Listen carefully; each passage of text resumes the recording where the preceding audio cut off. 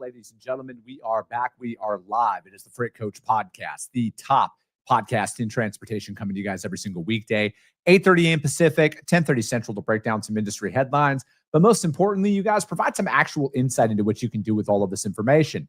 If this is your first time tuning in, welcome. This is the real side of freight, ladies and gentlemen. And I do say that before every single show. And what I mean by that is I only speak with transportation professionals, because at the end of the day, you guys, I want to talk to the right individuals who have done what you're looking to do, or who are currently doing what you're trying to achieve. So you can take that information, apply it, utilize it, and see a meaningful difference in your business and your life. Happy Thursday, everybody. I got a very special guest for you guys here today, and I'm going to bring him up in a minute. But my team always likes to remind me at the beginning of the episode, I need to say this. If you get value in what you hear today, you guys, and you're not subscribed, do me a favor. You guys subscribe to the show, whether you're watching it on YouTube, iTunes, Spotify.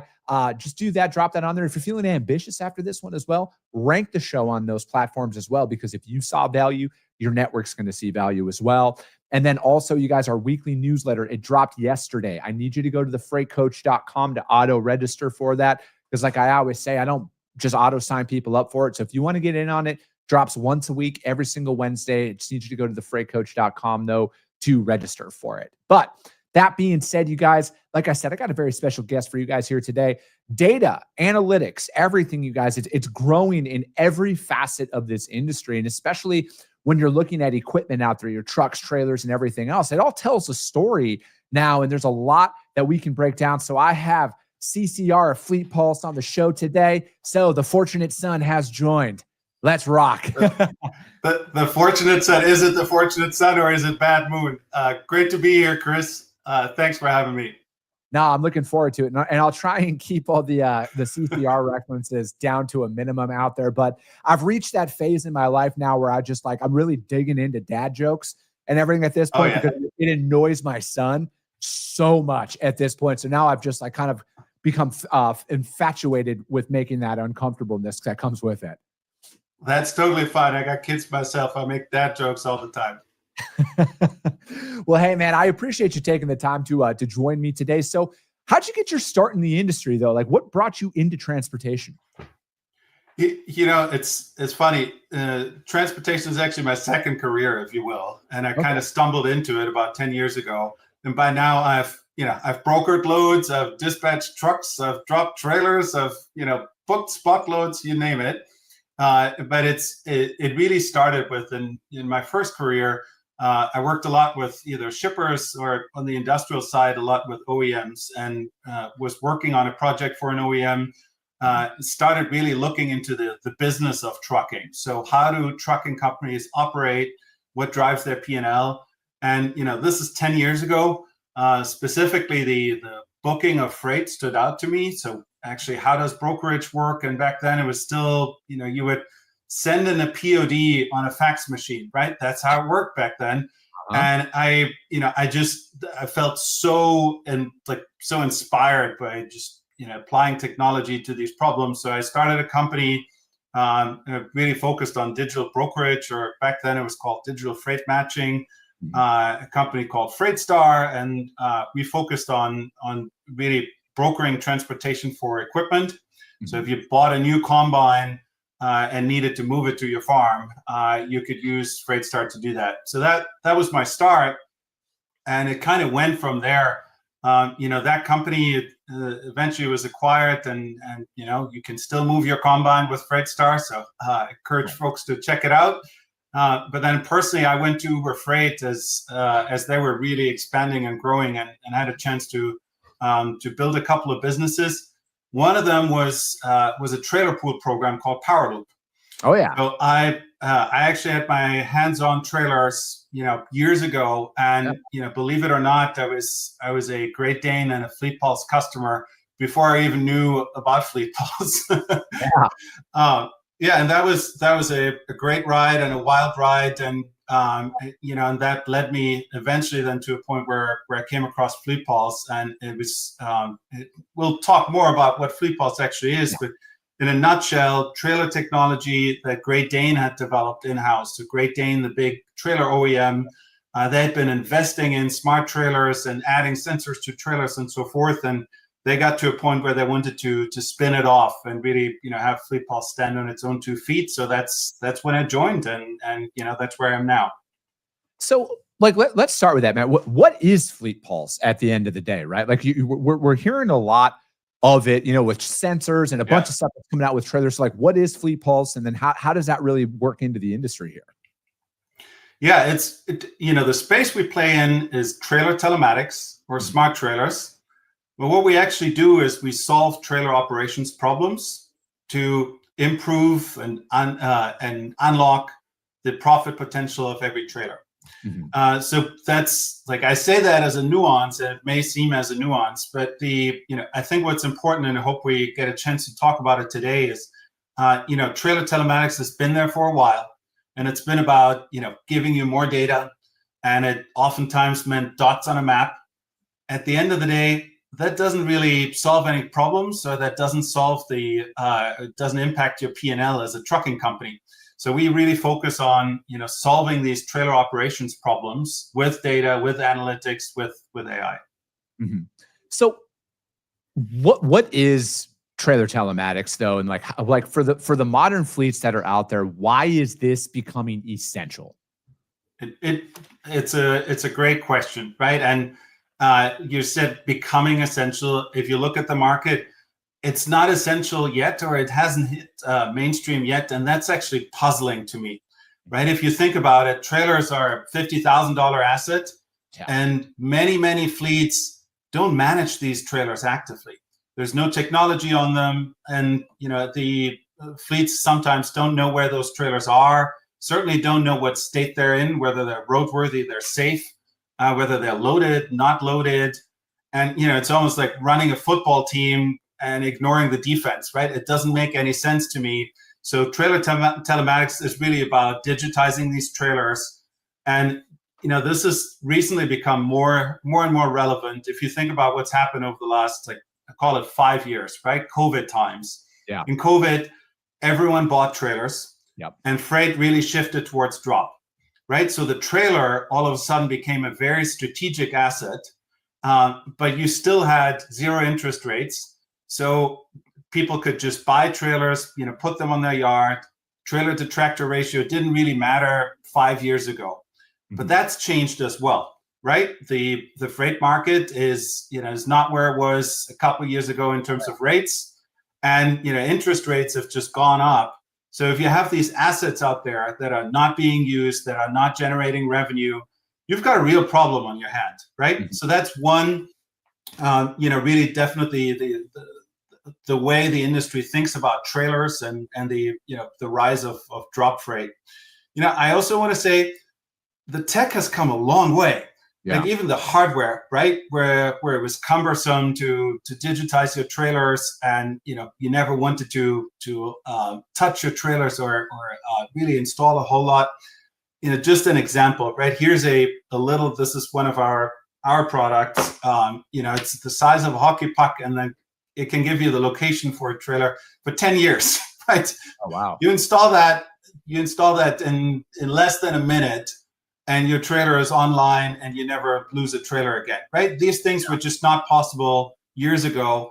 And I'm excited, right? Because it opens up really the, a quicker path for fleets to digitize their trailer pools.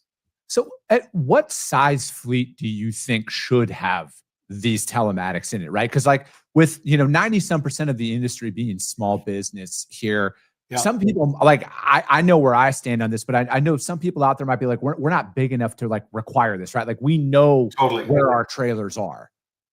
Yeah, there's value in trailer telematics for every fleet. I honestly believe that. And the use cases differ though, from size, from business model. If you just think about it, right? So for use cases, we really talk about 4 key use cases. One is utilization and location.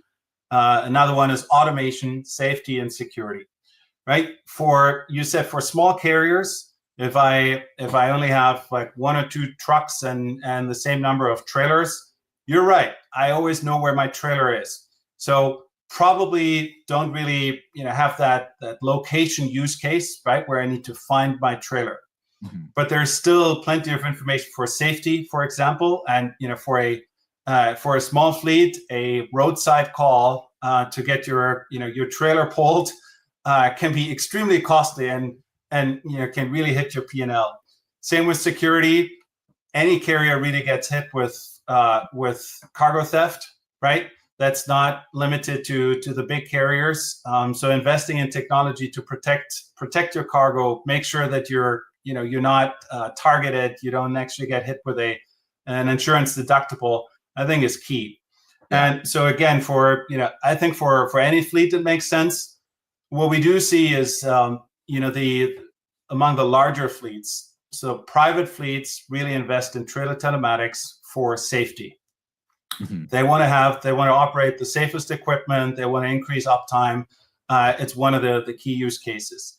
And then for, call it the high volume fleet. So whether it's a dedicated shipper, dedicated fleet or an LTL fleet, those fleets tend to really focus on driving utilization, driving automation, right? What are processes that I can automate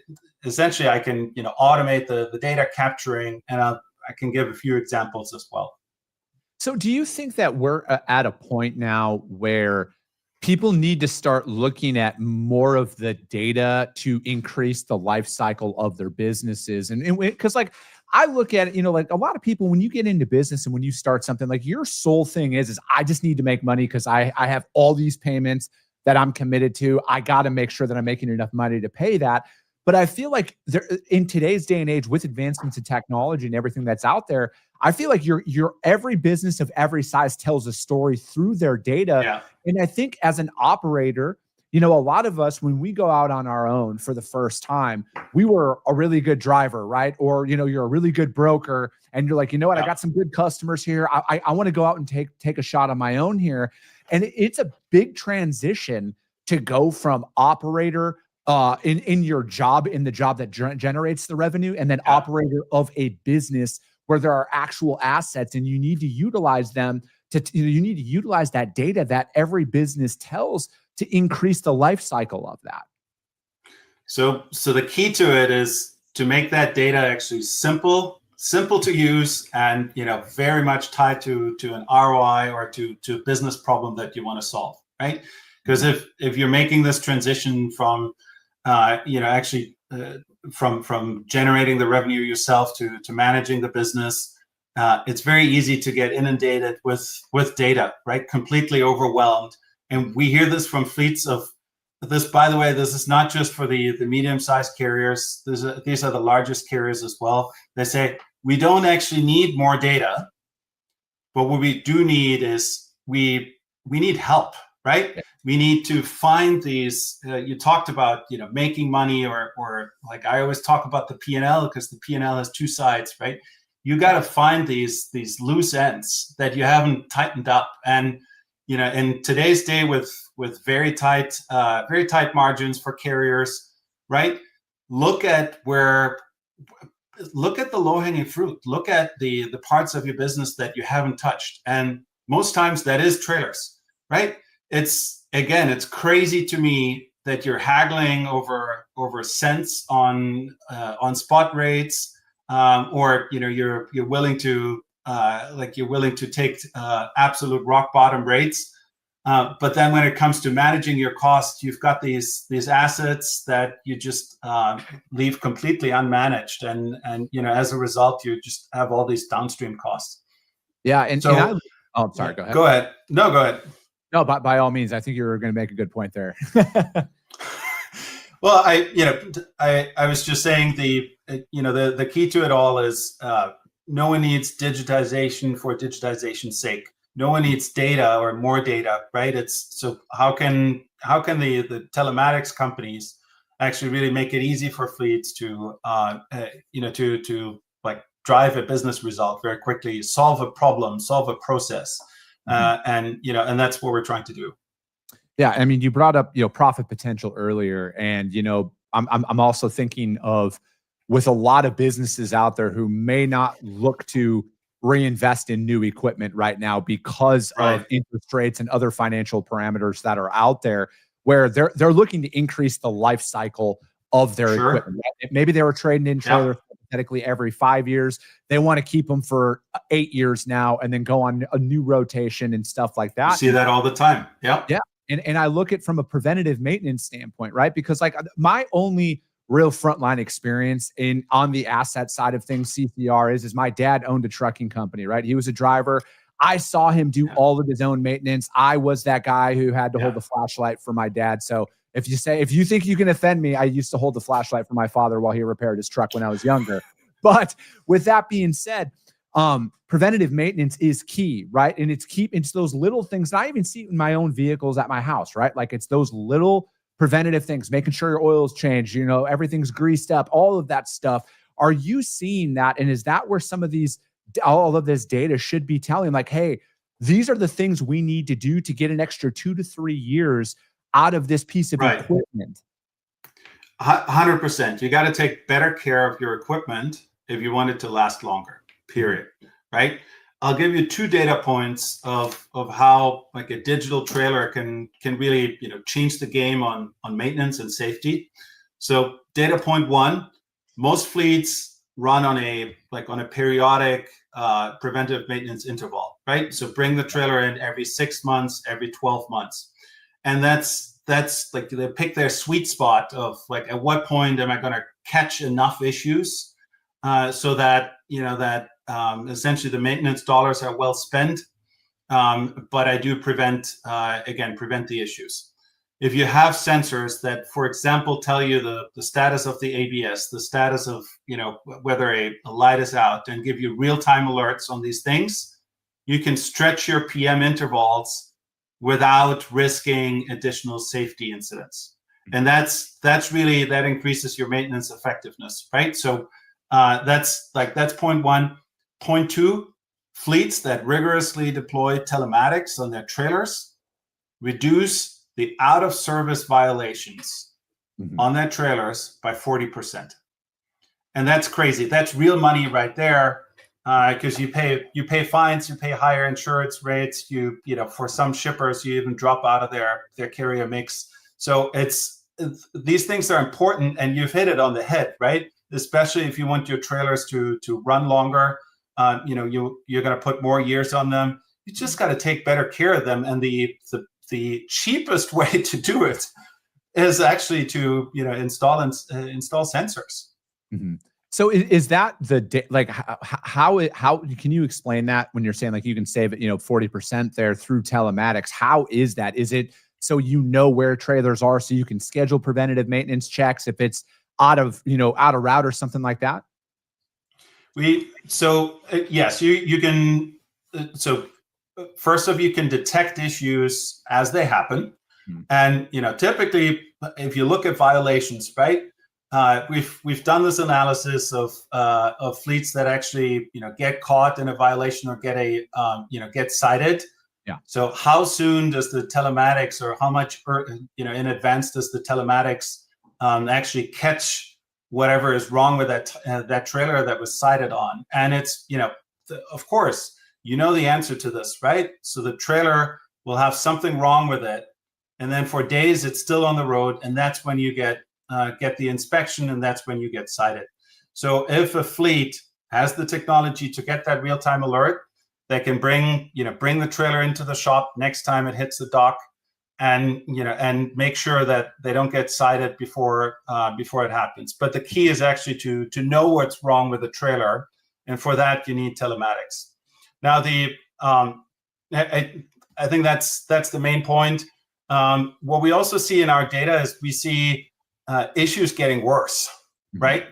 If you look at we do this great thing where we for example with ADAS on a trailer, we see these patterns, right? ADAS kicks in, refills your tire, and that happens once, no big deal. That's exactly what the ADAS is for. But if you see that recurring, you've got a problem, right? And if you see the ADAS continuously running, that's when you have a fast leak. You want to pull the trailer in. And if you can manage these processes and bring that into your maintenance approach, right, you're going to avoid the roadside assistance. You're going to, again, reduce your violations.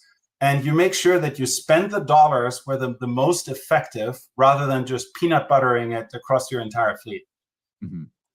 Do you think that, and especially the fleets who, that they might be larger or out there, or really in, a company of any size is I feel like I'm drawing a lot of parallels here. Obviously, there's a system that should be implemented by a lot of companies that might not be there. And this is where telematics and sensors and data is going to help you stay more on top of this stuff. And again, it's about getting ahead of it so it doesn't cause it to be towed, right? There's no major incident that happened. You can kind of get ahead of a lot of this stuff. And, again, I draw a lot of parallels between like the airline industry, for example, right? Like they're not going to take off if there's even a remote thing that there might be something that's going to be wrong with it, right? Like there is no rolling the dice.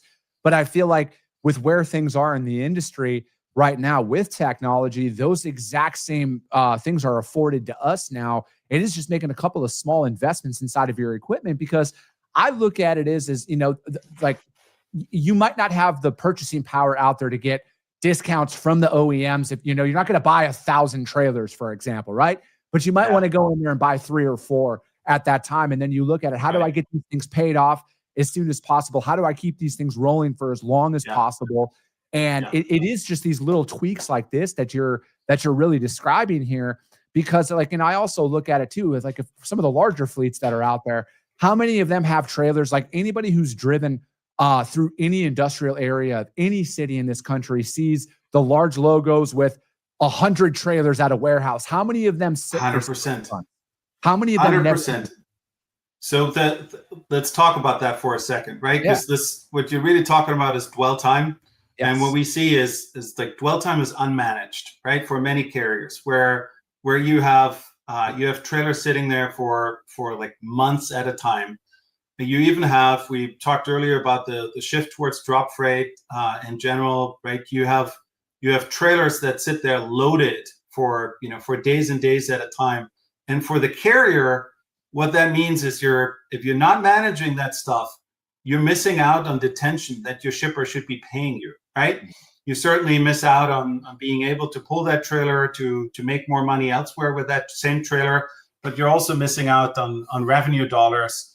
Because your shipper is simply keeping your trailer as mobile storage, and you want to get a grip on that. Other things we see, if you don't manage that, or these big yards with hundreds of trailers, they're not putting trailers into rotation in a way that actually keeps the trailers healthy. Right? If the trailer stands for a long time, all the issues compound. And, what you actually want to do is you want to rotate trailers. And then, I mentioned automation. There's like on big yards, you have people driving around and actually counting the trailers or marking down which trailer is in my yard. These are things that we're solving, right? We're solving for fleets, and it's the 21st century. You shouldn't be doing that anymore, right? You shouldn't be walking around with a clipboard. There's better ways to do it, and that's what we're all about. I also look at it from a security in theft, as well here, right? Like how many trailers that, because people can't be that naive to think that people aren't watching. How long is this equipment sitting there? Right. There's plenty of people with sticky fingers out there. How is this? Do you guys have any real world examples of like you guys were able to recover 10 trailers or, hypothetical number there because they went missing for, from a specific drop yard? So the whole trailer, absolutely. Right. And, what we see many fleets actually per 2,000 trailers, they have a trailer stolen a year. So if you have a 10,000 trailer fleet, that means, 5 trailers go walkabout, every year. And we're able to locate these trailers. We're able to help fleets recover them. But did you know you can look inside trailers as well? Yeah.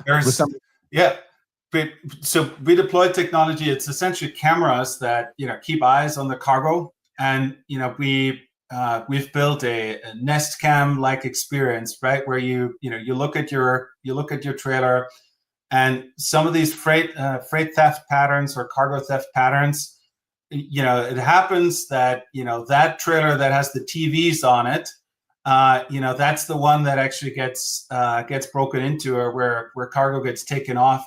And you gotta understand what's actually going on, because the trailer that has the less attractive freight, for whatever reason, does not get touched, right? So as a fleet owner, you actually want to understand who's touching my cargo and where and when. And again, it's about real-time alerts.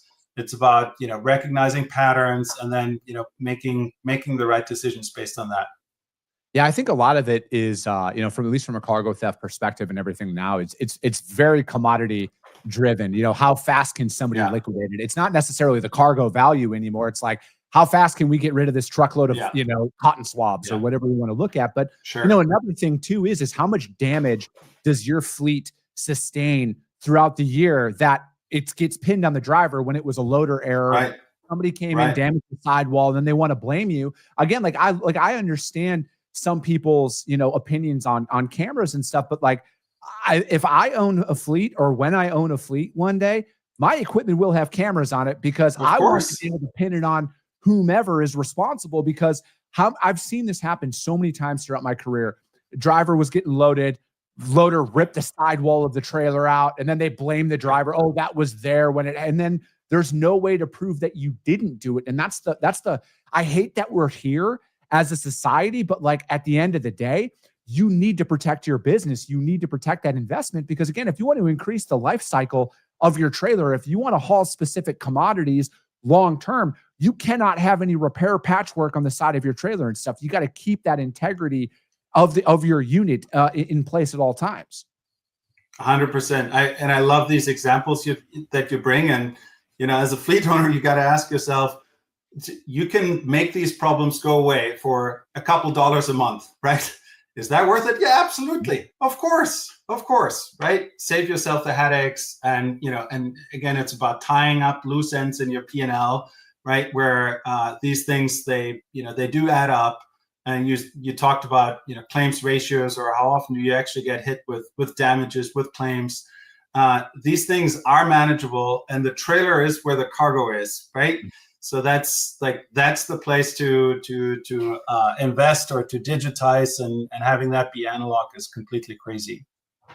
So as we're kind of wrapping up here today, CCR, what's the future of smart trailers looking like here, man? What can people expect as things obviously technology is always advancing out there? Where do you see this trending in the next 3 to 5 years? I see every trailer, every single trailer, having some kind of basic telematics on it. Mm-hmm. And I think we're moving there very quickly. And by that I mean, at a minimum, you got to know where the trailer is, and then you can build automation on top of that.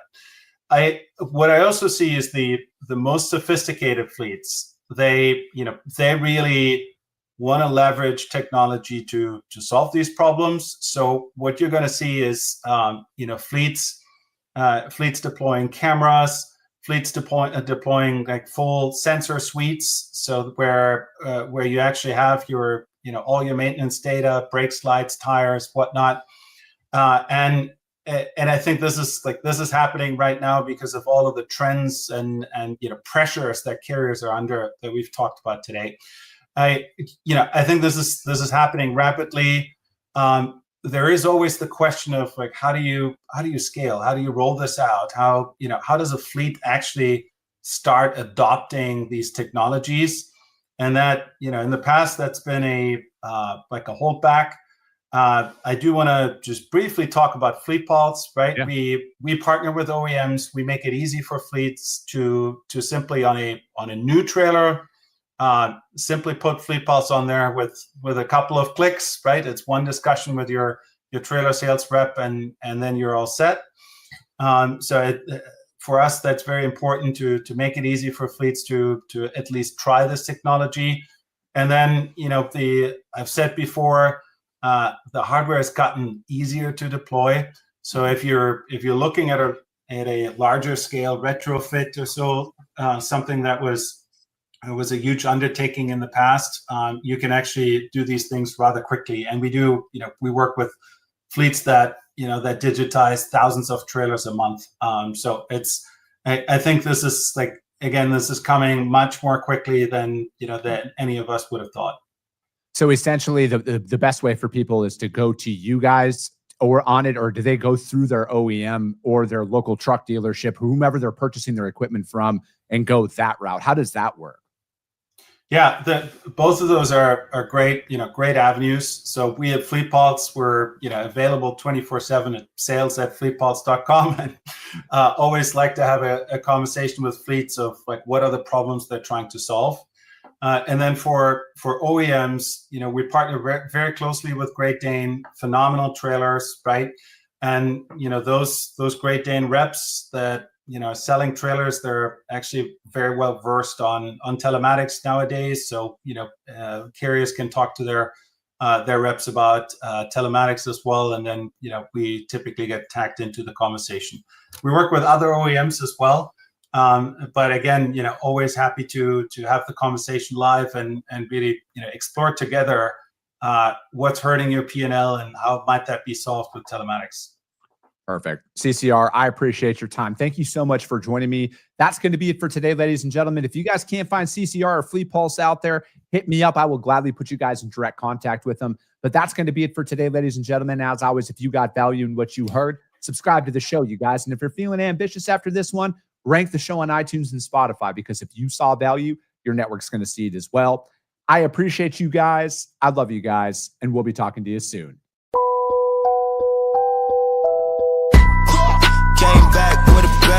Window down, yelling out money, anything. Ayy, ooh, got the foot on the gas, pedal to the metal when I'm getting to the back. Ayy, got the foot on the gas, pedal to the metal when the lane moving fast.